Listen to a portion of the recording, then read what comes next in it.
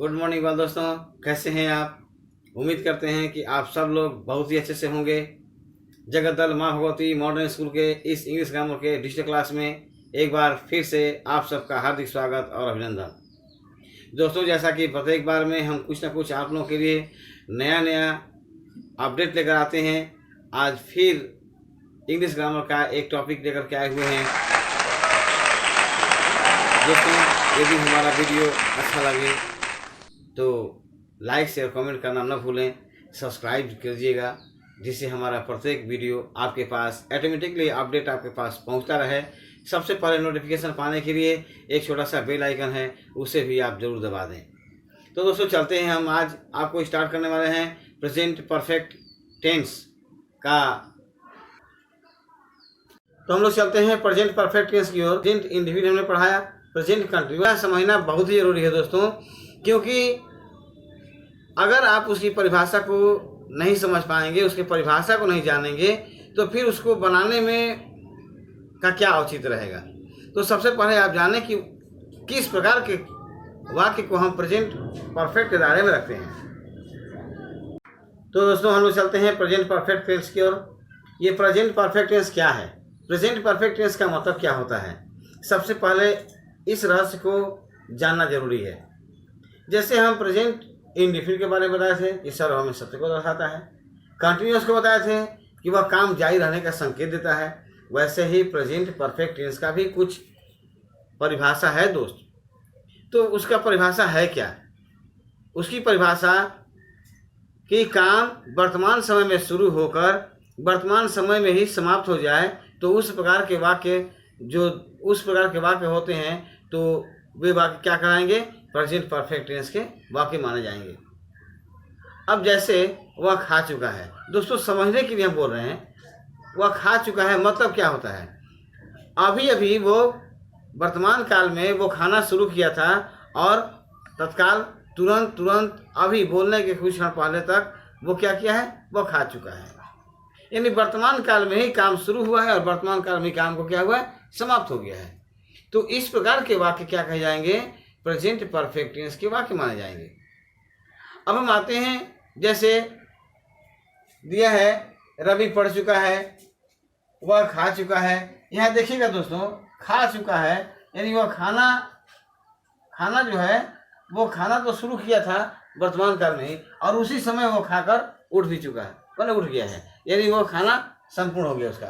रवि पढ़ चुका है, रवि भी पढ़ने बैठा था और वर्तमान के समय में ही उसी समय तत्काल ही वो क्या किया है, अपना पढ़ चुका है। अब देखिए, इन वाक्यों से आपको स्पष्ट मालूम हो गया होगा दोस्तों कि वास्तव में क्या है।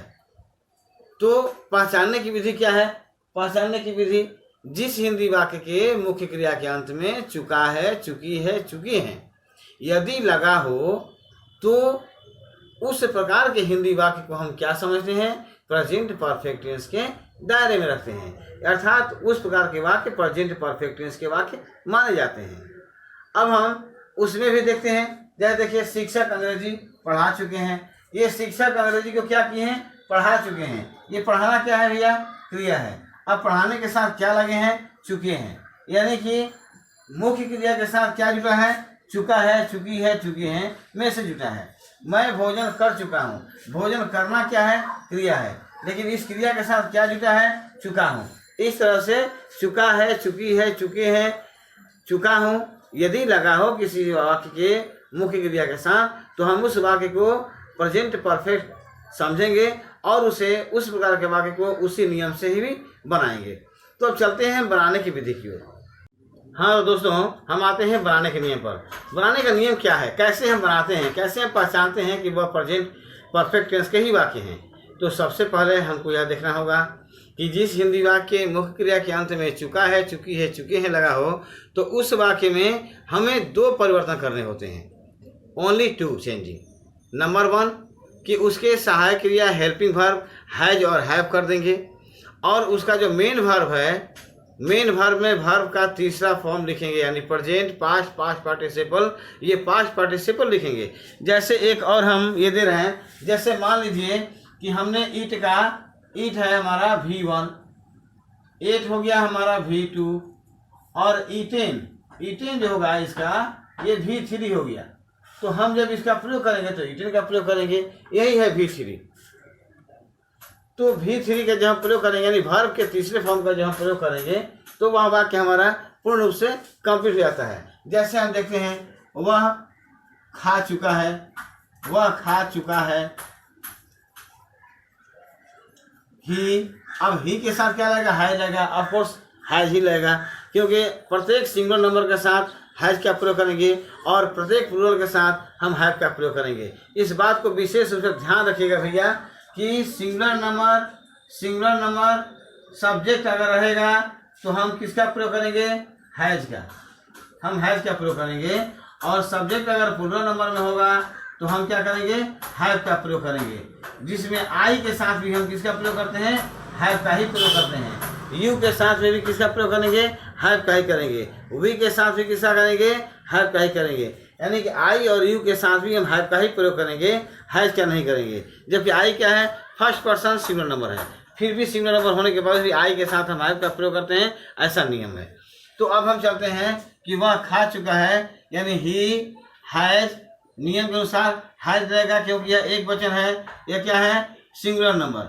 यह जब सिंगुलर नंबर होगा तो सिंगुलर नंबर के साथ इसका प्रयोग होगा हैज। हैज के बाद खाना का क्या होता है? हमने क्या कहा था? यहाँ V3 रहेगा। अतः यहाँ पर खाना का क्या हो जाएगा? V3 eaten. यहाँ पर ही हैज ईटेन। अब जैसे ही हम ही हैज ईटेन लिखेंगे और फुल स्टॉप करेंगे, इसका भाव समझ में आता है। वह खा चुका है मतलब ही हैज ईटेन और वाक्य कंप्लीट। एक दूसरा हम देखते हैं कि शिक्षक अंग्रेजी पढ़ा चुके हैं। शिक्षक अंग्रेजी पढ़ा चुके हैं। इसको देखते हैं कैसे होता है। तो टीचर क्या है? सिंगल नंबर है। टीचर भी क्या है? एक सिंगल नंबर है। अब सिंगल नंबर के साथ किसका प्रयोग करेंगे? हैज का। Teacher has. पढ़ाना का क्या होता है? Teach, taught. तो यहाँ पर शिक्षक अंग्रेजी पढ़ा चुके हैं। इसका क्या हमने बताया था कि teacher has taught English. Actually क्या होता है? टीच होता है V1। टीच होता है दोस्तों V1 इसका टीच होता है। V2 होता है TAUGST टॉट, और V3 भी होगा TAUGST टॉट। तो ये V1 है, ये V2 है, ये V3 है। दोस्तों हम लोग चलते हैं प्रेजेंट परफेक्ट टेंस के नेगेटिव सेंटेंस की ओर। नेगेटिव का मतलब क्या होता है? जिस वाक्य में इंकार का बोध हो और मुख्य क्रिया में चुकी है, यानी प्रेजेंट परफेक्ट का नेगेटिव की बात कर रहा हूँ। और टोटल नेगेटिव किसी भी तरह का वाक्य का नेगेटिव का मतलब होता है उसमें इंकार का बोध होता हो, वो नेगेटिव है। लेकिन हम चूंकि प्रेजेंट परफेक्ट टेंस पढ़ा रहे हैं, अतः प्रेजेंट परफेक्ट टेंस के हिसाब से हम नेगेटिव बताएं दोस्तों कि मुख्य क्रिया में चुका है, चुकी है, चुके हैं लगा हो और साथ ही साथ वाक्य के मध्य में कहीं भी नहीं शब्द का बोध हो, तो उस प्रकार के वाक्य को हम प्रेजेंट परफेक्ट टेंस का नेगेटिव वाक्य मानते हैं। नेगेटिव वाक्य को जैसे मैं आम नहीं खा चुका हूँ, शिक्षक अंग्रेजी नहीं पढ़ा चुके हैं, वे लोग बाजार नहीं जा चुके हैं, तो इस तरह के जितने भी बात आते हैं जिसमें क्या है? चुका है, चुकी है, चुके हैं मुख्य क्रिया में है और साथ ही साथ उसमें इंकार कब होता है? नहीं शब्द लगा हुआ है। अब बनाने के नियम पर हम आते हैं कि बनाने का नियम यानी हम उसको कैसे बनाएंगे, उसका फॉर्मूला क्या है, किस तरह से किस फॉर्मूले से हम उसको सजाएंगे तो वह वाक्य हमारा प्रेजेंट परफेक्ट टेंस के साथ फिट होगा। तो उसका फॉर्मूला है दोस्तों बहुत ही वेरी सिंपल, बहुत आसान है। क्या है? सबसे पहले हम क्या लिखेंगे? सब्जेक्ट, फिर हेल्पिंग वर्ब हैज या हैव, फिर इसके बाद नॉट, फिर उसके बाद वर्ब का तीसरा फॉर्म यानी पास्ट पार्टिसिपल रूप ही लिखा जाएगा और अंत में ऑब्जेक्ट लिखकर फुल स्टॉप कर देंगे। जैसे शिक्षक अंग्रेजी नहीं पढ़ा चुके हैं, तो जब शिक्षक अंग्रेजी नहीं पढ़ा चुके हैं अगर ऐसी बात आती है तो हम क्या करेंगे? यहाँ पर शिक्षक का क्या होगा दोस्तों? अंग्रेजी में टीचर क्या है? सिंगल नंबर है। सिंगल नंबर के साथ हमने क्या बोला कि जब सिंगल नंबर होगा तो उसके साथ हम किसका प्रयोग करेंगे? हैज का। प्लूरल जब रहेगा तो क्या प्रयोग करेंगे? प्लूरल मतलब क्या? जब सब्जेक्ट प्लूरल में होगा तो हम किसका प्रयोग करेंगे? हैव का। लेकिन आई के साथ, यू के साथ भी हैव का प्रयोग किया जाता है। तो इस तरह से हमारा यहाँ पर शिक्षक अंग्रेजी नहीं पढ़ा चुके हैं, शिक्षक अंग्रेजी नहीं पढ़ा चुके हैं, तो इसको क्या कहेंगे? Teacher is a subject in this sentence. तो टीचर को क्या करेंगे? टीचर। अब टीचर के साथ कौन सा हेल्पिंग वर्ब होगा? हैज, तो टीचर हैज नॉट। अब क्या आता है? पढ़ाने का, यानी टीचिंग।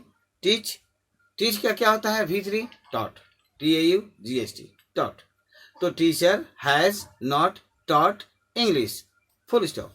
ये हमारा वाक्य पूर्ण रूप से कंप्लीट होता है। अब टीचर यहाँ पर सब्जेक्ट के रूप में, हैज है हेल्पिंग के रूप में, नॉट जो है वो नेगेटिव के रूप में, उसके बाद V3 के रूप में टॉट हो गया और ऑब्जेक्ट के रूप में इंग्लिश हो गया। इस तरह से हमारा जो भी वाक्य है, ये वाक्य हमारे फॉर्मूले के साथ फिट हुआ। अब एक और बात, मैं बाजार नहीं जा चुका हूँ, आई हैव नॉट। अब यहाँ पर जाना का क्या होता है? गो। V1 क्या होता है? गो। सेकंड क्या होगा? वेंट। थर्ड क्या होगा? गोन। तो I have not gone to market, finally.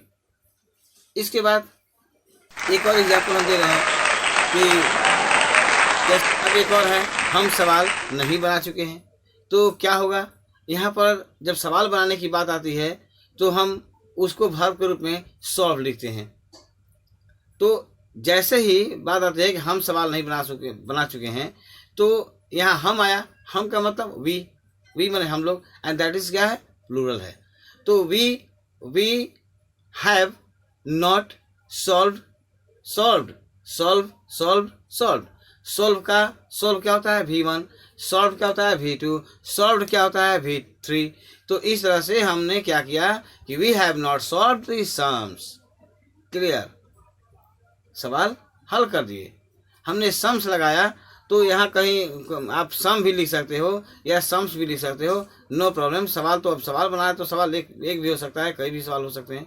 तो हम सवालों को बना सकते हैं, नहीं बना चुके हैं, ऐसा भी हो सकता है। मैं सवाल बना चुका हूँ, ऐसा भी होता है। अगर सवाल आता है तो आप सम लिखेंगे, सवालों आते हैं तो सम्स लिखेंगे। तो इस तरह से we have not solve the sum. तो क्लियर हमारा ये हो गया। दोस्तों, मैं एक रिक्वेस्ट करूँगा कि कॉपी कलम को लेकर ही हमारे वीडियो कॉल पर देखें। जो इम्पोर्टेंट पॉइंट्स होते हैं उससे आप लोग नोट करें। बहुत मेहनत से, बड़ी मुश्किल से और मेहनत करके हम आप लोगों के लिए एक छोटा वीडियो आप लोगों के ज्ञानवर्धन के लिए पेश करते हैं, लेकर आते हैं। तो इसे आप लोग देखें, इसे लाइक शेयर कमेंट करें, अपने दोस्तों में शेयर करें, जिससे कि सभी ज़रूरतमंद छात्रों तक हमारा ये संदेश पहुंचे और वो सारे के सारे बच्चे अच्छा से अंग्रेजी में महारत हासिल कर सकें। दोस्तों, हमारे चैनल को सब्सक्राइब करके बेल आइकन जब दबा देंगे तो परमानेंटली आपके पास फर्स्ट ऑफ ऑल सबसे पहले आपके पास नोटिफिकेशन मेरा पहुंच जाएगा। जैसे मैं वीडियो अपलोड करूंगा आप तक पहुंच जाएगा। तो ये छोटा सा काम आप लोग करेंगे और जितना हो सके कोशिश कीजिए कि जिस पॉइंट को आप लिखे उसको परमानेंटली अपनी मेमोरी में सेटअप कीजिए। इसको आप भूलें नहीं, हमेशा के लिए परमानेंट अपनी चीज़ बनाएं, जिससे आने वाले वक्त में आप कुछ बनकर सामने उभरे। जिससे अब दोस्तों मिलते हैं अगले वीडियो में अगले नए टॉपिक के साथ। तब तक के लिए जय हिंद, वंदे मातरम।